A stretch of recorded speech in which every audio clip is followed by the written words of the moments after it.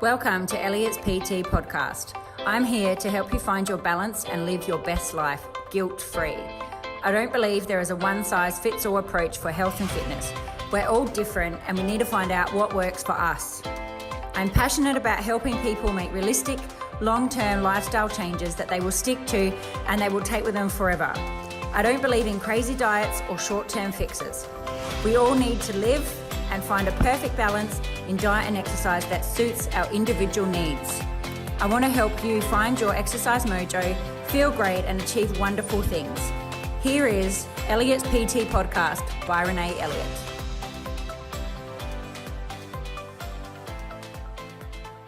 All right, we are back. Today we are doing this via video. So we are now going to try to do podcasts via video and also obviously voice. So you can do two options. For people that are watching on the video, I want you to take a minute to look at, this is our studio. This is on the wall of the studio and I love it so much. And it's been there for a couple of years now. Maybe.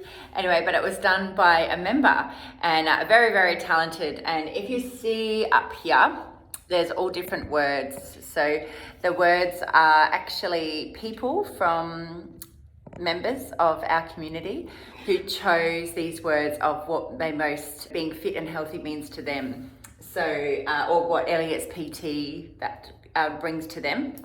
So it's got words like committed, driven, healthy, awesome, mindful, focused, consistent, strong and fit. So it's really nice. It's something that people come in and see every day. They see every day and feel that it's that little reminder of why they're here. That's what this beautiful painting is behind me. Anyway, today I want to put a bit of a focus on about understanding your body. So this is something that I'm really, really passionate about. I'm really passionate about the more that knowledge is power, the more that you can understand about your body and how everything works and how it works for you. The more knowledge you have, the more power you have to make long-lasting changes. So what I find is I get lots of different members that come in here and they say things like, well, I'm doing this because my friend did this, or I'm doing this because I heard it was this, or they saw something on social media that this was the quickest way to lose fat, or any of those things. Well, lots of those things are just marketing. They're all just types of marketing, and they're really not taking into account your individual circumstances. And this is what I'm saying. There is no one size fits all. Everything has to, it has to fit you. I'm really against like giving meal plans or any of those things, because if you have a meal plan and you get this meal plan and you follow it, and you might follow it for a T for 8 weeks or something, and that's amazing. So you follow it to a T, but then when it finishes, what do you do? What do you do when it finishes? You go back to your old habits. You might keep a few things, but you go back to your old ways because you've not really learned anything. You've not learned to understand the food you're eating or why you're eating this or how, you've not learned to think about those things. We're just, let's follow this plan and then let's go. And then you get people going, oh, well, 10 years ago I did this. I followed this plan, so now I'm going to go do the same thing and it should work. And then they do the same thing and it doesn't work and they can't understand why. And it's because the factors at that point are totally different. So the more that you can understand about yourself, the more you can understand where adjustments need to be made. So you can live the life the way that you want to live. And that's what my passion is for everybody, is for them to really find this balance. And I believe it's very possible to have this balance where we don't feel guilty, where we can just live our life to the fullest and how we want it, and stop beating ourselves up or wishing that we were a different size or any of those things. You can really, the more that you understand, the more that you can take charge. The biggest changes that I've seen in different members who have done lots of our different programs. We have programs like the Little Black Dress Project, we have the Goal Getter program, and we've just recently launched our Cherish Your Body program. So members that have done some of them have really found that they've stopped beating themselves up. Like when they get on the scale, they might understand that, if they were, say, looking for weight loss, if they get on the scales, they might understand that, and the scale has gone up, that, I had a member, she had weighed herself and then the next, you know, she must have weighed herself and she was 3 kilos heavier. And the best thing was, she was like, I know that I can't have put on 3 kilos overnight. You know, she understood that it was water retention. And that's where I want everyone to get to, that they have the knowledge and the understanding of their body, that they don't have something like that and then they then destroy all their progress. They understand that, you know, instead of, again, beating yourself up, instead of giving up and chopping and changing and thinking you need to change to something different, they understand that, you know, that's water retention, or, you know, that's those things that may be influencing that number on the scale. And also understanding that number on the scale is not the only thing to measure either. So this is what I want everybody to get to, is to have this better understanding. I really feel the better understanding, you have the biggest change that you are going to have, and you're going to be able to see. How would you start to even get to have an understanding? The thing is, number one is start to be in tune, start to become in tune with yourself. So the more that you can become in tune with yourself, you can start recognizing different times of the, you know, your cycle is massive. People, I was one of them. I didn't pay a lot of attention to my cycle. I'm someone that my periods come and go. They don't really bother me, where I know lots of women that have, you know, really horrific periods. My periods don't really bother me. So I didn't really think it was important to monitor, but now it's important to monitor, just to have an understanding of my body, you know. So there is different, quickly hashing over this stuff, there is different times of the month where you are going to weigh more. You are going to weigh more because of your hormones. It doesn't mean that you've put fat on, you know, it just means that your hormones are affecting you. So you will weigh heavier and you will retain more water. So when you start to follow your own cycle, and then you'll realize there'll be times of the month where you feel more energetic, where you will feel more tired, times of the month you'll feel hungry. But when we have this understanding and you can see the differences, you can adjust your food, you can adjust your exercise, all to suit where you're at. So cycle wise, what I would recommend to do is just start taking note of things. So regardless of what stage of life you're at, so if you are in menopause, if you have passed menopause, if you're perimenopausal, if you've had kids, if you have the Mirena in any form of contraceptive, any of those things, don't get a regular cycle, any of those things, had a hysterectomy, you will have some form of a cycle. Okay, I promise you. And everybody that I have worked with, we have been able to work out their cycle. So just start taking note of trends in your body. It might take 2 or 3 months to work out, but most people we've been able to work out in about 2 months. Just start taking note of things, and then you will start to see a common trend. And then that is your cycle. What my cycle is different to what yours is. We are all unique. So this is why I'm saying you've got to work it out for you. So when you start to notice trends, so notice, you might recognize when you ovulate. Or until I tracked my cycle, I had no idea about any of this stuff. I see people that, that do have a good knowledge of it, and I'm like, oh, you're amazing, because I just didn't take note of it till a couple of years ago because it didn't bother me. So you might notice when you ovulate. So as a rough guide, when you finish, but it is different and unique to you. When you finish your cycle, when you finish bleeding, you are in a more optimal time hormonally to lose weight. So these are the best chances that you would have if you were looking for weight loss. During this phase also, you will have more energy. You have more energy, you may be able to do more exercise, lift heavier weights, you might feel more social. And some people even have like a particular day where they feel like their very best, like where they feel, more attractive, wanting to go out more, do more things. So there is a time, because of how our hormones affect us, that you will feel that way. I don't know the exact day that I'll feel that way, but I know that in that phase, I have more energy. You will ovulate, and then you will be leading into your period. And again, even people that have had hysterectomies still get this form of a cycle. In the phase leading into your period, you might feel more fatigued. You might feel more tired. You might not be able to do as much exercise. This doesn't mean that you've suddenly become unfit. It doesn't mean that you've gone backwards. It just means this is where your hormones are at. So during those phases, you might not want to do as harder workouts. You might want to like not lift as heavier weights, and that's okay. You might want to choose more quieter classes to do because it's going to feel better for your body. So, and the thing is to start recognizing it. Again, I obviously have a cycle. I was not in tune with my cycle. When I started being in tune, I thought I had no symptoms. I started to listen to my body more and understand it, and I then found out that I have quite, I do have quite big differences. And it feels good to understand that. I remember one day my husband came home and I was sitting on the couch and he was like, because I don't sit on the couch very often, and he was like, what are you doing? But I knew that I was tired and I was leading up to my period, and I thought, my body's just asking for rest.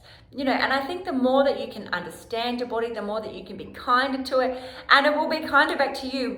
These are the only bodies that we get, and we abuse them so much. So please start tuning in more to them and really start working out what works for you. So the first thing I would start to look at is your cycle, and just get rid of those thoughts of, oh, I'm on the I'm on some form of contraceptive, it doesn't relate to me. Oh, I've past menopause, it doesn't matter. I've had a hysterectomy, it does matter, and it will still affect you, I promise you.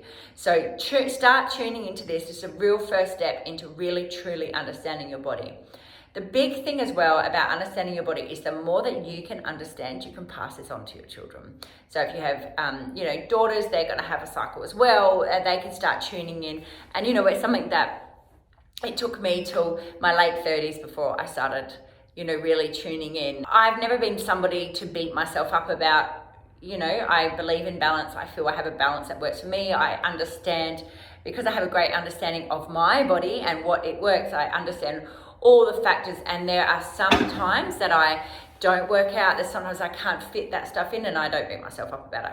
But the more that you can get your daughters, the people around you to understand their own body, their own cycles, it's going to really stop a lot of this hate for ourselves. And that's what I really want people to get rid of. So the first thing is understanding, really start to tune in and understand your cycle.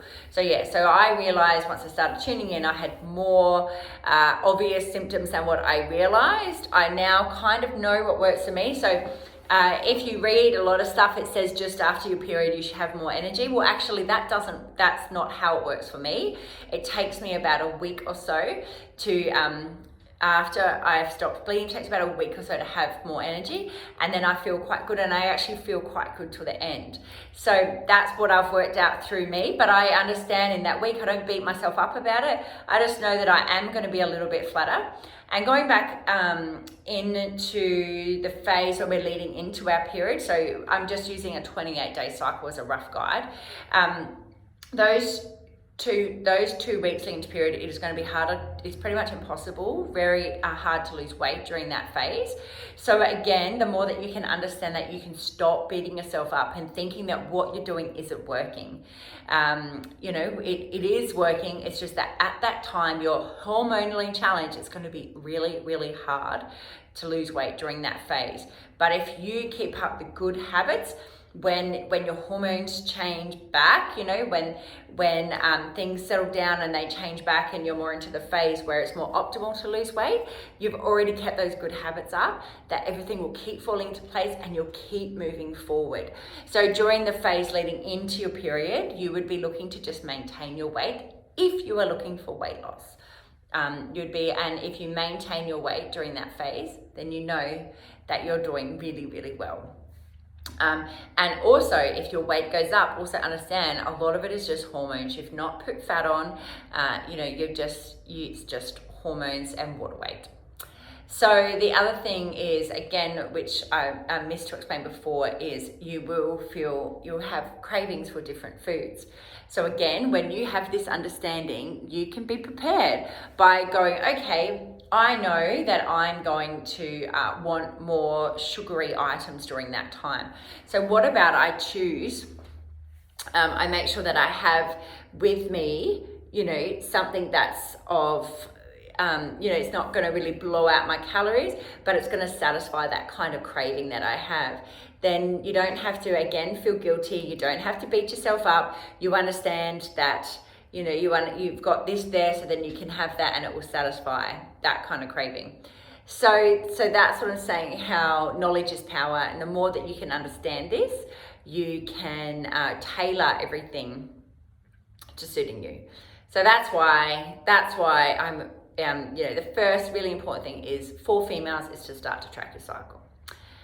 The next thing about understanding your body is understanding how it works, what works for you. So, so we want to think about, your food's really important. So there are maybe certain foods that bloat you, certain foods that feel really great, certain foods that don't feel great for you, but it's starting to tune into that and to recognize that, this food, I love cashews, but they bloat me like crazy. And I, used to just eat them and ignore it. But now I don't do it because I don't enjoy the feeling of how the bloated feeling that I get from them. And I end up with tummy pain. So I don't eat them. And, again, some people go, oh, well, but it's healthy, I should eat it. You've got to stop listening to what anyone else says and listen to your body and what it is telling you, and what the foods are that work for you or don't. I know there was a phase that I was finding that eggs, were irritating my stomach, and I'd have eggs and then I wouldn't, I'd have a bit of a sore stomach after, and I'd think, oh, that's kind of interesting because I've never had that from eggs before. So what do? I just take them out for a little while and then I'll reintroduce them and, oh, nope, got that pain back. Oh, no, take it away. Or no, I feel better. I'm not feeling that way. So then I'll start eating them again. So this is what I'm saying. Start tuning in as to what things work for your body, because your body will thank you for it and you'll respond better, instead of I'm eating this because I'm told to eat by this plan. Your body is craving things because it probably needs certain things. So it's thinking about, oh, why do you think I'm craving this? What does this mean for my body? What is it? When I feel stressed, do I always go for takeaway food? Or when I feel, or I feel so much more relaxed. We've been drinking this tea, and my whole family loves it actually. Even my kids drink it, and we drink this tea, and it's from T2, and it's just called tummy tea, and we drink it and we love it, and I love how it makes me feel. I love how it makes my tummy feel. I think it's got like peppermint and licorice and mint and different things like that in it. I really, really like it. So I try to stick to having that because I enjoy how it makes my tummy feel. I don't like feeling bloated. Sometimes in the morning, I'll come straight in to do classes and, I'll have a coffee, and I've noticed that, I'm bloated from the coffee, and I'm like, what? But then I think, okay, take that out and see how it feels. And then I realized that I'm fine with that coffee. I still have coffee sometimes, but I like to have a hot drink in the morning. So then I've replaced it with something that doesn't bloat me, only because I don't enjoy that feeling. So, but how I work this stuff out is because I worked out what suited my body. And this is what I'm asking you to start doing. Start taking note. Your body is telling you things, and if you don't listen, it's going to keep reminding you, and it will remind you in a big way. If you keep ignoring it, it will remind you in a big way of, you say, being sick or something else if you don't start paying attention. So listen to the cues that it's telling you, and the bigger understanding you'll have, you won't feel like, oh, I can't eat this food. There's foods that I don't eat now, but I could eat them if I wanted to. I choose not to. I don't feel like I'm missing out on them. I feel like I don't enjoy how that makes me feel, so I don't want to eat it. So you can have it in front of me, and I'm not going to eat it there. So that comes with starting to tune in more. How's the best way to do it? Again, is keep a little journal, write it down somewhere, and you'll start to pick up. So firstly, you want to start to track your cycle regardless of what phase you're in. Start tracking your cycle. Secondly, start listening to your body with food. How does it make you feel? how do certain foods make you feel, what is feeling good for you, what is not feeling good, and then do a process of elimination. So maybe take that out, see again, you know, your body gives you great indicators, you know, and look at foods with that you might have, you know, oh, the food that you're eating is going to help you repair. So it's going to repair from if you've been exercising, if you know, if whatever activities you're doing, it's going to help you repair. If you find that you are somebody that feels tired all the time, you're really lethargic, you're tired, lethargic, you lack energy, lack motivation, a lot of that's got to do with your food. And most people that I come across are under eating. Most people feel like they need to eat less calories and do more exercise in order to get a certain result. And by doing that, you get to this point where you can't get any lower. You can't eat any less calories, you know, and then I find that people, they just can't do the activities they want to do. They can't do the things they want to do. They start injuring themselves, you know, they start getting different pain and all that, and it's because they're under eating. So start to tune into the signs that your body's telling you. So if anybody is eating, you know, under 1,300 calories, that is not enough food for anybody to live on a day. Okay, so you know, you need to really be eating a lot more, and it depends on, there's so many factors that it depend on, your activities, what you've done before, where you've been at, blah, blah, blah. So I can't just say you should eat this, but you know, if you are eating under 1,200, it's generally not enough food. So start to tune into that. I had someone just this morning and we were talking about listening to your body and how it makes you feel, and she has a hip problem, and you know, like it's actually affecting her sleep, and she can't sleep at night because she's in it's really tight, she's in pain, and we're trying to work out the trends in her and what it is. And you know, the thing is that food was one of them. That she's busy mum, she's busy and that during the day, and a lot of times she finds that she runs out of time, she just doesn't eat. And you know, so we were saying, well, last week it was really bad, and we were saying, well, what did you eat? And this week it's feeling better. Now this week she's had lots more social things on, so she's actually eaten more food during the day. So that's something to be recognized, and now she's going to see, you know, change it up the next week and see how it feels and see how it works for her body. And when you start doing all this, you'll recognize things you don't realize.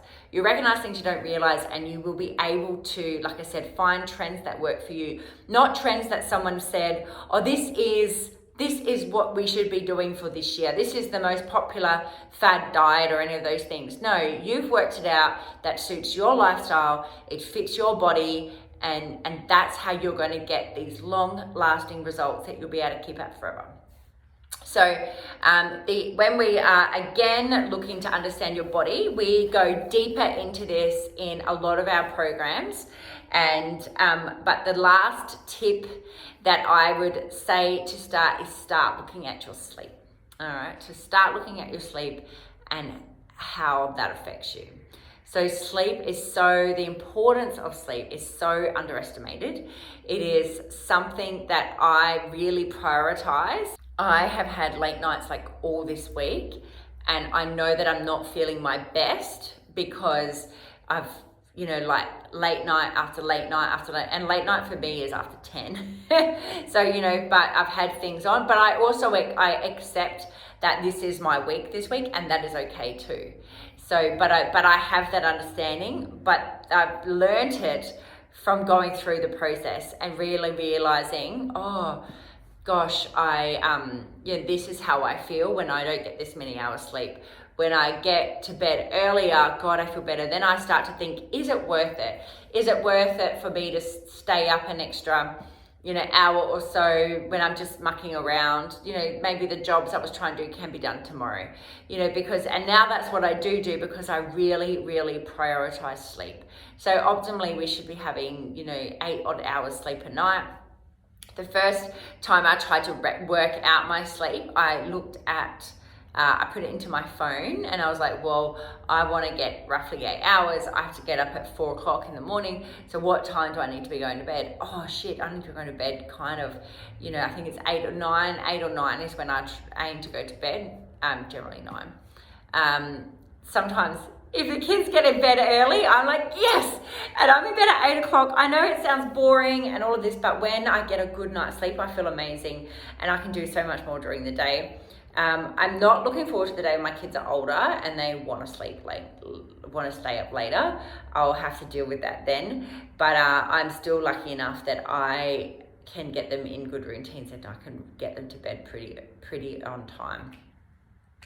It's not the same for everybody, but it is what it is for you. But it's just starting to look at how you sleep and how good you feel. And you can look at improving your sleep by looking at your bedtime routine, reducing the blue light and all of that before, because they say that lots of people just switch the light off and think, oh well, I'll just go straight to bed, but maybe we need to give our brain and our body time to wind down, those types of things.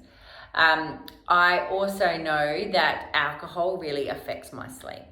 I now, through trial and error and understanding more, I now know that even some nights, if I have 1 glass of wine, it can affect my sleep. So I've been able to kind of work out the wines that don't give me a headache or don't keep me awake, and that's what I try to stick to. And again, nothing is about, for me, everything's about how I feel. My focus is that I want to do things that make me feel good and make my body feel good.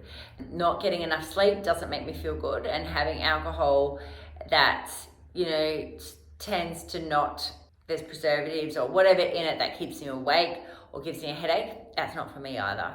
So that's why I've been able to work out through trial and error what suits me, what suits my body. So I want you all to hopefully be inspired by this and understand that the more that you can start understanding your body, you'll find things you can stick to. If you've ever tried any type of diet or any of those things and you've never been able to stick to it, it's because you're not doing something that's really for you, and it's unrealistic and all of those things. So when you start recognizing these trends, you can stop beating yourself up and you can really work out the foods that your body's enjoying. You can change your exercise up. Change it up during the month, still keep your routine up because we want to keep the habits and the routine there. But understand that, that maybe if you are feeling a bit crappy, you need to drop it down a notch, and that's fine. So instead of sprinting with your knees up really high, you could step it up, instead of doing burpees, jumping and making them nice and explosive, you can step them out slowly. You're still moving, you're still keeping things up, but you're recognizing what your body needs and it will thank you for it, I promise you. So please get a pad out and start tuning in and start recognizing some things that is good for your body and it makes your body feel good. And remember, there is no right or wrong. It is only what's unique to you. So please share this with anybody if you think that they would get some help from listening to it, and really start today to understand your body more and get that long-lasting change that you can have forever. Thanks for listening to the Elliott's PT podcast. I hope you have been able to find this information of use to you. If you know someone who might enjoy this podcast, please share it with them and ensure that you subscribe so you can be the first to know when new podcasts are released. If you have the time to leave a 5-star review, that would be amazing and it would be greatly appreciated. If you do so, please screenshot and share onto any of our socials and tag us. Then email the screenshot to hello@elliotspt.com and we will send you a free gift to your inbox. Thanks so much. Have an amazing day. Speak soon.